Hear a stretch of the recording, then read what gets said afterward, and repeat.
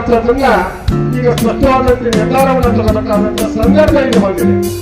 ಯಾಕಂದ್ರೆ ನಾವು ಮತ್ತೆ ಪದೇ ಪದೇ ಇವತ್ತು ಬೆಂಗಳೂರು ಸ್ವಾತಂತ್ರ್ಯ ಉದ್ಯಾನವನದಲ್ಲಿ ಬೂತ್ ಮಟ್ಟದಲ್ಲಿ ನಾವು ಮುಖ್ಯಮಂತ್ರಿಗಳು ಸಿದ್ದರಾಮಯ್ಯ ಮತ್ತೆ ಸಂಬಂಧಪಟ್ಟಿದ ಇಲಾಖೆ ಅಧಿಕಾರಿಗಳಿಗೆ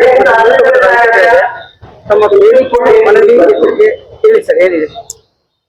ಈಗಾಗಲೇ ತಮ್ಮೆಲ್ಲರಿಗೂ ತಿಳಿದಿರತಕ್ಕಂತ ವಿಷಯ, ಇದು ಪರಿಶಿಷ್ಟ ಜಾತಿಗಳ ಒಳ ಮೀಸಲಾತಿ ಹೋರಾಟವನ್ನ ಬಹಳಷ್ಟು ವರ್ಷಗಳಲ್ಲಿ ಸುದೀರ್ಘವಾದಂತ ಹೋರಾಟ, ಒಂದೇ ಒಂದು ಬೇಡಿಕೆಯನ್ನು ಇಟ್ಕೊಂಡು ಇಡೀ ರಾಜ್ಯಾದ್ಯಂತ ರಾಷ್ಟ್ರಾದ್ಯಂತ ಹೋರಾಟ ಮಾಡ್ತಿರ್ತಕ್ಕಂತ ಸಮುದಾಯ ಅದು ಮಾದಿಗ ಸಮುದಾಯ. ಬಹುದಿನಗಳ ಬೇಡಿಕೆ ಆಗಿದೆ ಇದು. ನಮಗೊಂದು ನಿರೀಕ್ಷೆ ಇದೆ, ಏನಂತ ಹೇಳಿದ್ರೆ ಏನು ನಮ್ಮ ದೇಶದ ಸರ್ವೋಚ್ಚ ನ್ಯಾಯಾಲಯ ಈಗಾಗಲೇ ಆದೇಶವನ್ನು ನೀಡಿತ್ತು.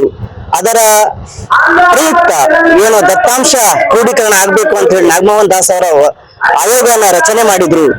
ಆಯೋಗ ರಚನೆ ಮಾಡಿ ಆಯೋಗ ತನ್ನದೇ ಆದಂತ ವರದಿಯನ್ನ ಕೂಡ ಸಬ್ಮಿಷನ್ ಮಾಡಿದೆ, ಬಹಳ ಕೂಲಂಕುಷವಾಗಿ. ಮತ್ತು ಈಗಾಗಲೇ ನಮ್ಮೆಲ್ಲ ನಾಯಕರು ಮಾತಾಡಿದ ಹಾಗೆ ಬಹಳ ವೈಶಿಷ್ಟ್ಯವಾದಂತ ವರದಿ ಅದು. ಈ ದೇಶದ ಸುಪ್ರೀಂ ಕೋರ್ಟ್ ಕೂಡ ಚಾಲೆಂಜ್ ಮಾಡ್ಲಿಕ್ಕೆ ಆಗದೆ ಇರ್ತಕ್ಕಂಥ ವರದಿಯನ್ನ ನಾಗಮೋಹನ್ ದಾಸ್ ಅವರು ನೀಡಿದ್ದಾರೆ. ಅದು ಸರ್ಕಾರ ಕೂಡ ಸ್ವೀಕೃತಿಯಾಗಿದೆ.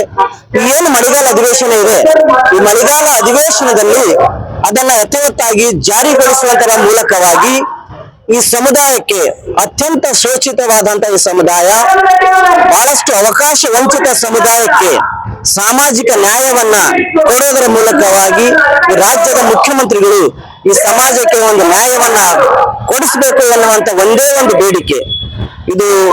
ಇವತ್ತು ಏನು ಫ್ರೀಡಂ ಪಾರ್ಕ್ ನಲ್ಲಿ ನಮ್ಮ ರಾಜ್ಯದ ಸಮಿತಿಯವರು, ರಾಜ್ಯ ನಾಯಕರು ಏನು ಅಹೋರಾತ್ರಿ ಅನಿರ್ದಿಷ್ಟವಾದ ಧರಣಿಯನ್ನ ಹಮ್ಮಿಕೊಂಡಿದ್ದಾರೆ. ಈ ಧರಣಿಗೆ ನಮ್ಮೆಲ್ಲರ ಸಹಮತ ಇದೆ, ಬೆಂಬಲ ಇದೆ. ನಾವು ಬೀದರ್ ಜಿಲ್ಲೆಯಿಂದ ಇಲ್ಲಿವರೆಗೆ ಸುಮಾರು 750 ಕಿಲೋಮೀಟರ್ ದೂರದಿಂದ ನಾವು ಈ ಒಂದು ಹೋರಾಟಕ್ಕೆ ಬಂದಿದ್ದೀವಿ.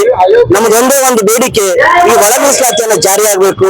ಇದು ಆಗೋವರೆಗೆ ನಾವು ಈ ಫ್ರೀಡಂ ಪಾರ್ಕ್ ಇಂದ ತಗೊಳ್ಳೋದಿಲ್ಲ ಅಂತ ಹೇಳಿ ಈ ಮೂಲಕ ನಾನು ಹೇಳ್ತೀನಿ. ನನ್ನ ಹೆಸರು ಸಂಜೀವ್ ಕುಮಾರ್ ಬೇಂದ್ರೆ, ಕರ್ನಾಟಕ ರಾಜ್ಯ ಆದಿಜಾಂಬವ ಸಂಘದ ಜಿಲ್ಲಾಧ್ಯಕ್ಷ, ಬೀದರ್. ಹೌದು, ನಿಮ್ಮಲ್ಲೇ ಸರ್, ಅದು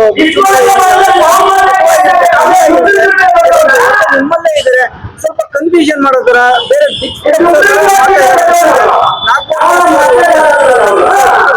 ನಿಮ್ಮಲ್ಲೇ ಯಾಕೋ ಸ್ವಲ್ಪ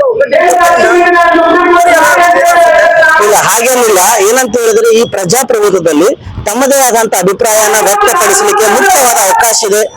ಆಮೇಲೆ ಇಲ್ಲಿವರೆಗೆ ಎಷ್ಟೊಂದು ಆಯೋಗಗಳ ರಚನೆ ಆಗಿದ್ದು, ಅದು ಎಲ್ಲದಕ್ಕೂ ಕೂಡ ಒಂದೊಂದು ಟೀಕೆ ಟಿಪ್ಪಣಿಗಳು ತಾವೆಲ್ಲರೂ ನೋಡಿದ್ರೆ ಮಾಡ್ತಾನೆ ಇರ್ತಾರೆ. ಏನೋ ಸಣ್ಣ ಪುಟ್ಟ ಭಿನ್ನಾಭಿಪ್ರಾಯಗಳು ಇದ್ರೆ ಅದನ್ನ ಸರಿಪಡಿಸಿಕೊಂಡು ಸರ್ಕಾರ ಅದನ್ನ ಸರಿಪಡಿಸಿ ಅತಿ ಬೇಗನೆ ಇದು ಅನುಷ್ಠಾನಗೊಳಿಸಬೇಕಂತ ಹೇಳಿ ನಾವು ವಿನಂತಿಸ್ತೀವಿ.